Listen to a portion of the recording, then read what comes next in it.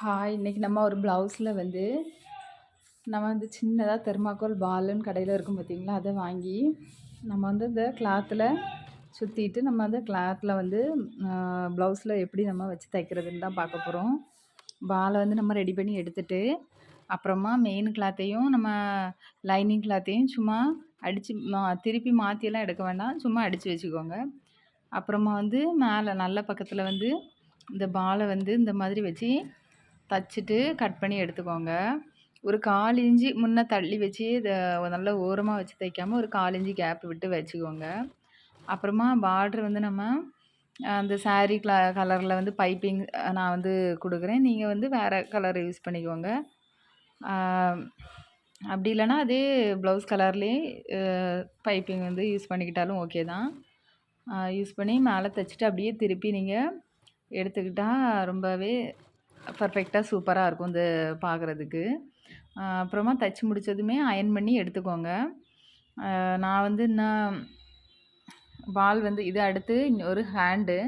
அதே ப்ளவுஸில் தான் நம்ம ஹேண்டுக்கு வந்து இந்த பால் வச்சு தச்சுருக்கோம். தச்சுட்டு இந்த மாதிரி கூட எடுத்து மேலே ஒரு ஸ்டிச் போட்டு எடுத்துக்கலாம் நீங்க. பைப்பிங் வைக்காட்டாலும் இந்த மாதிரி பண்ணிக்கலாம்.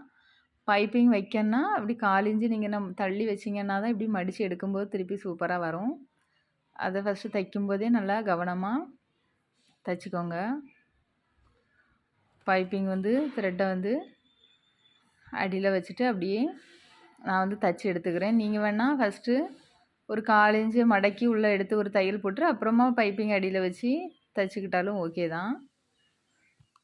தச்ச அப்புறமா லைட்டாக அயர்ன் பண்ணி எடுத்துக்கோங்க. பார்க்க நீட்டாக நல்லாயிருக்கும்.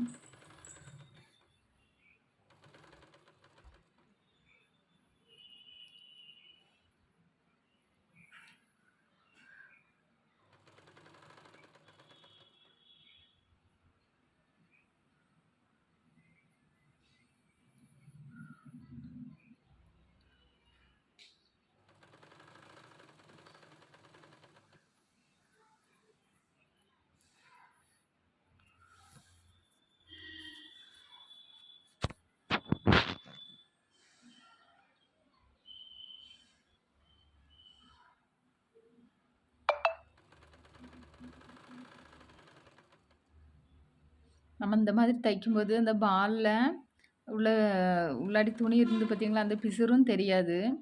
அடிப்பக்கம் வந்து நம்ம கொஞ்சம் பிசுறு தெரிஞ்சாலும் நம்ம அதை மடக்கி வச்சு நம்ம பைப்பிங் கொடுக்கும்போது இந்த பிசுறு எதுவுமே தெரியாமல் அடிப்பக்கமும் நீட்டாகவே இருக்கும்.